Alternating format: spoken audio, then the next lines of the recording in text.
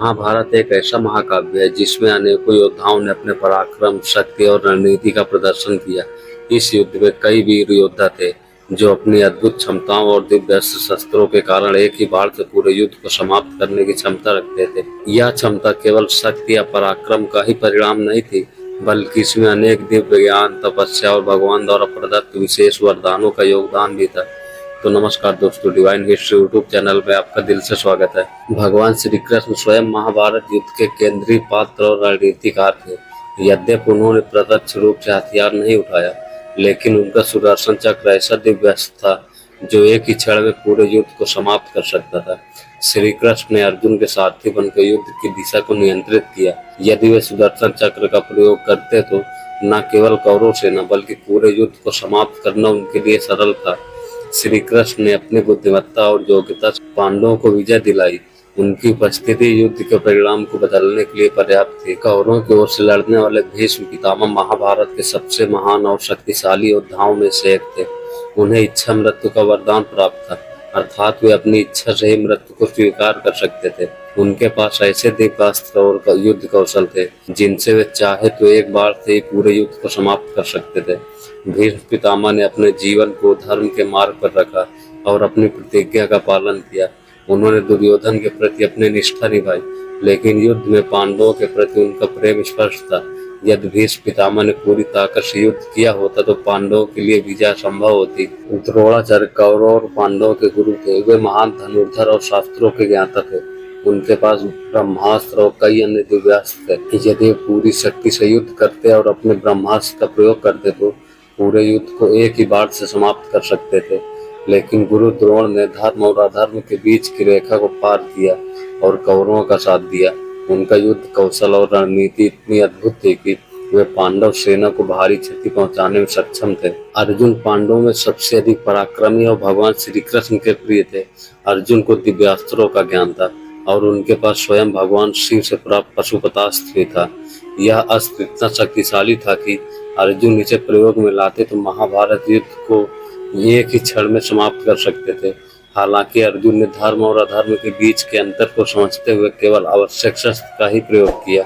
अर्जुन ने अपने गांडीव धनुष और श्री कृष्ण के मार्गदर्शन से ही युद्ध में विजय पाई। कर्ण को सूर्यपुत्र कहा जाता था और वे कौरव पक्ष के सबसे महान योद्धाओं में से एक थे। कर्ण को भगवान परशुराम से कई दिव्यास्त्र प्राप्त थे, जिनमें विजय धनुष और ब्रह्मास्त्र प्रमुख थे।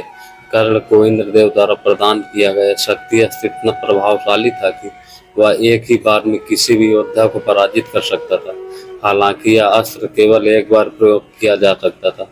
कर्ण ने इसे अर्जुन को मारने के लिए बचाकर रखा था, लेकिन इसे घटोत्कच पर प्रयोग करने के कारण वे अर्जुन को हराने में असमर्थ रहे। अश्वत्थामा द्रोणाचार्य के पुत्र और महान योद्धा को अमरता का वरदान प्राप्त था।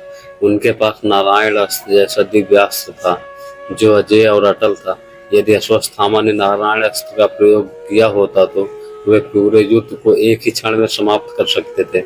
युद्ध के बाद अश्वत्थामा ने पांडवों के संतान को मारने के लिए ब्रह्मास्त्र का प्रयोग किया, लेकिन उनकी यह क्रूरता और अधर्मपूर्ण आचरण उन्हें महान योद्धा के स्थान से नीचे गिरा देती है। हालांकि परशुराम ने महाभारत युद्ध में प्रत्यक्ष रूप से भाग नहीं लिया, लेकिन वे महाभारत के कई योद्धाओं के गुरु थे, जैसे भीष्म, द्रोण और कर्ण।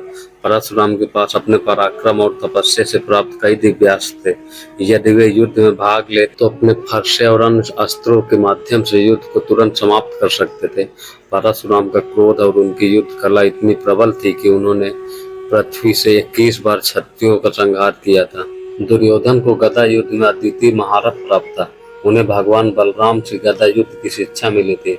दुर्योधन का पूरा शरीर भगवान शिव के वरदान के कारण वज्र के समान मजबूत था, सिवाय जांघों के।